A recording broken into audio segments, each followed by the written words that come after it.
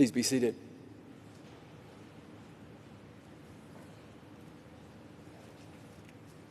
In today's gospel reading from Matthew, we hear the parable of the talents, a parable influential enough to show up in our common usage of the word talent today, to have an ability, aptitude, or natural gift.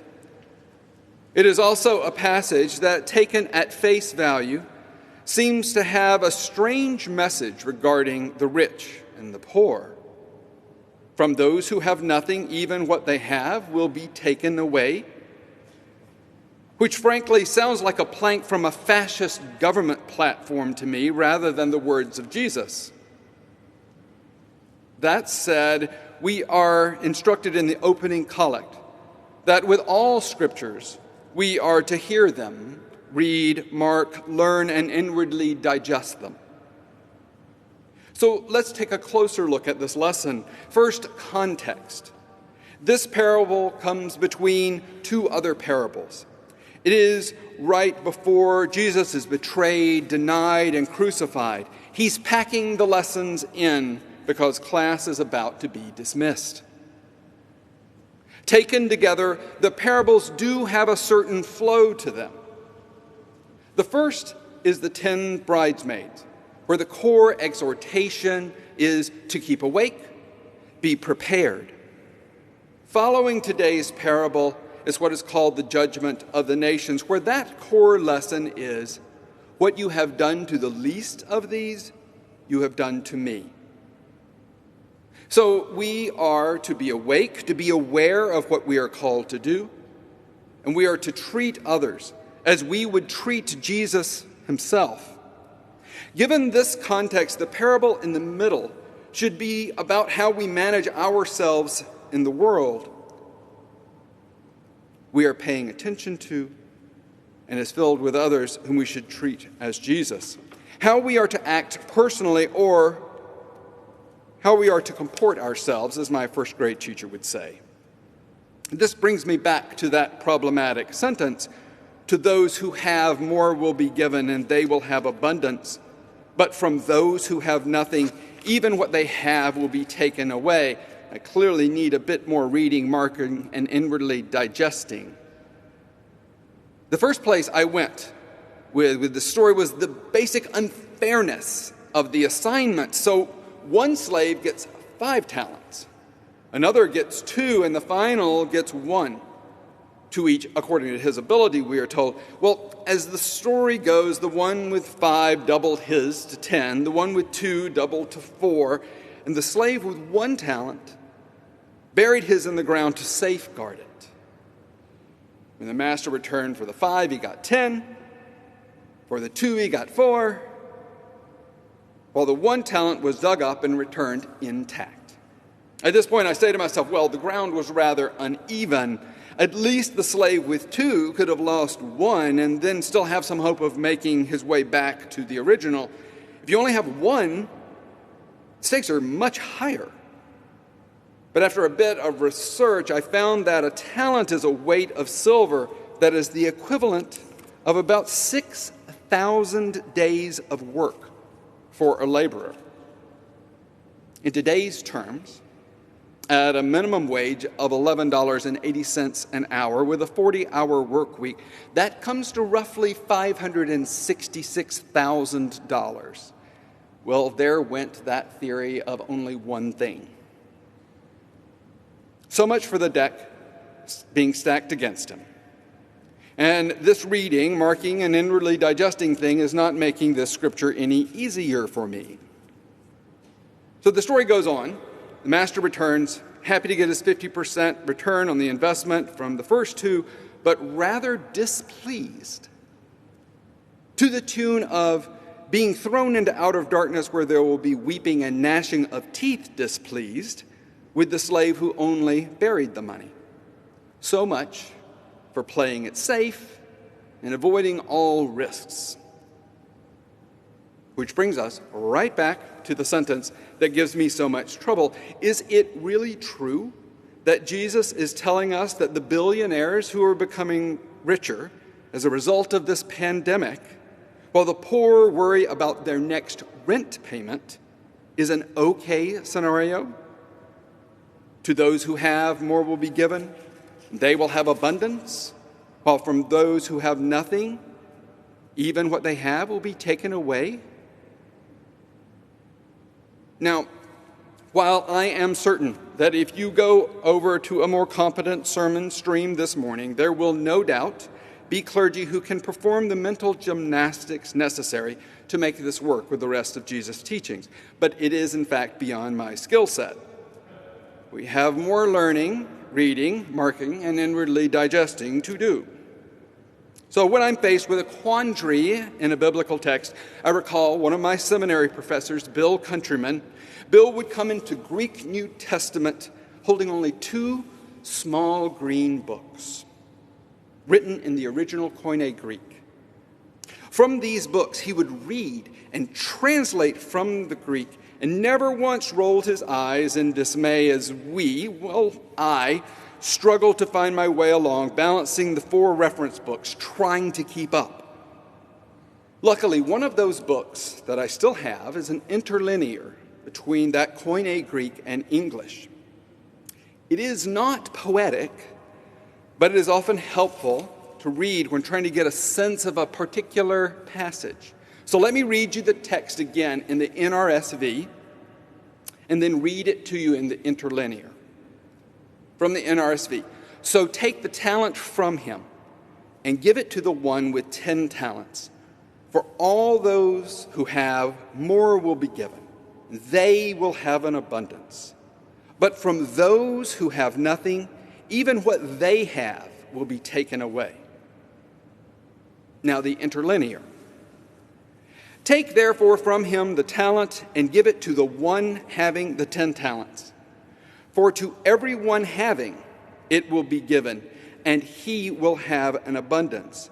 But from the one not having, even what he has will be taken away from him. So I notice a couple of things here first. The story does not expand out to a commentary on the have and have-nots. It stays with the individuals in the story.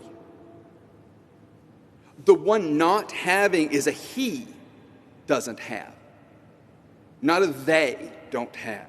It seems that the translators were choosing to broaden Jesus' point just for argument's sake. But let's stay with the original and see where that takes us. This parable does not, in fact, swing wildly out to make a statement on the rich and the poor and then come back to the slave being thrown into outer darkness. It stays specific. And let's stay with that specificity, which is another thing that comes up in this story. It is about what you have, not your state in life. The root word echon, or have, comes up multiple times in this part of the verse. It's about what you have and how you treat what you have, not who you are. Again, I was excited by this because Jesus isn't saying that the rich get richer and the poor will be downtrodden. This parable is not about that. It's a teaching about having some type of abundance of gifts. Remember, $500,000 is not chump change. It is a teaching on how, when you have those gifts, what you do with them. That's what matters. Jesus is telling a story about what it means to have the Christian life, how to lead it. I believe the parable is trying to help us with a very simple lesson for Christians.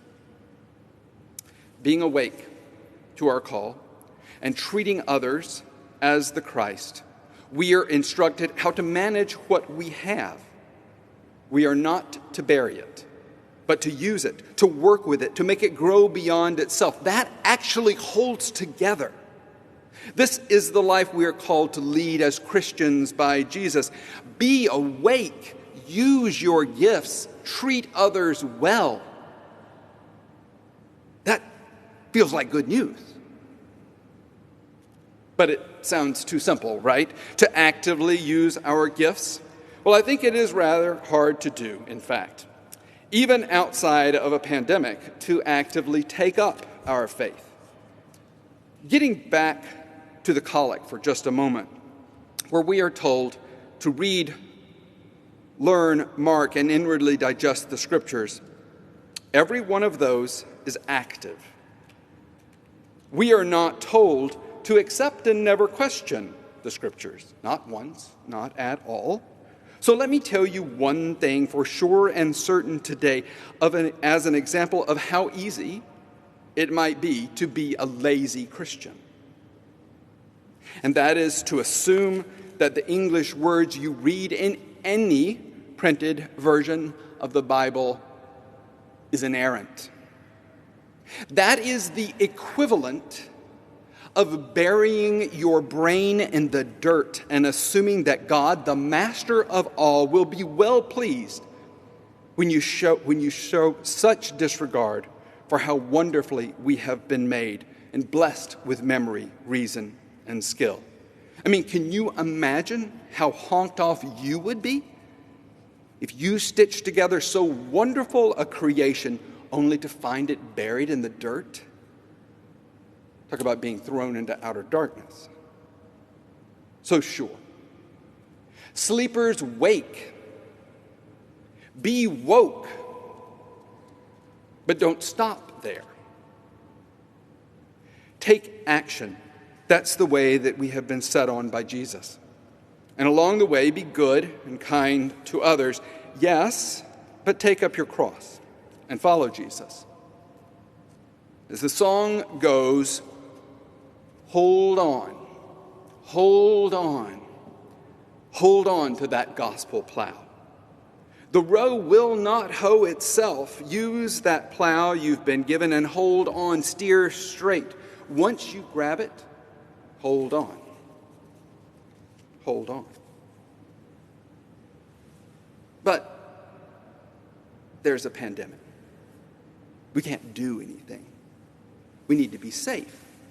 We need to distance ourselves from others. We have to bury ourselves in Zoom calls and even stream our services. Surely you don't mean, preacher, to be active even now. Well, yes, I am here to tell you that even now we are called to be active in our faith. And I have a specific thing in mind for all of us today, a call to action that is somewhat radical, but I'm sure you're sitting down at your computer screen, so here goes. Pray. Yes, that's it. Prayer. Well, you say that's not very active, to which I'd say just try. It's a trusty plow, that prayer, but it is surprisingly hard to hold on to at first. Then, when you least expect it, you have to hold on because it will pull you in surprising ways. Prayer, my friends, isn't passive. It's part of the activity of followers of Jesus. It's part of what we have at our disposal as Christians. Let's not use it, not bury it, not ignore it. So if in these fearful days of a spike in the coronavirus pandemic, and even as we face the continued pandemic of white supremacy and systemic racism, don't bury yourselves away. Take action. Right now, pray without ceasing, and you will find when you are called to take up the cross, when you grab hold of that gospel plow, what you have will be multiplied again and again. You will be blessed, and you will be a blessing. Hold on. Be awake and be ready. Hold on. Pray without ceasing and use your God-given gifts. Hold on. Be kind and love each other. Hold on, beloved. Hold on.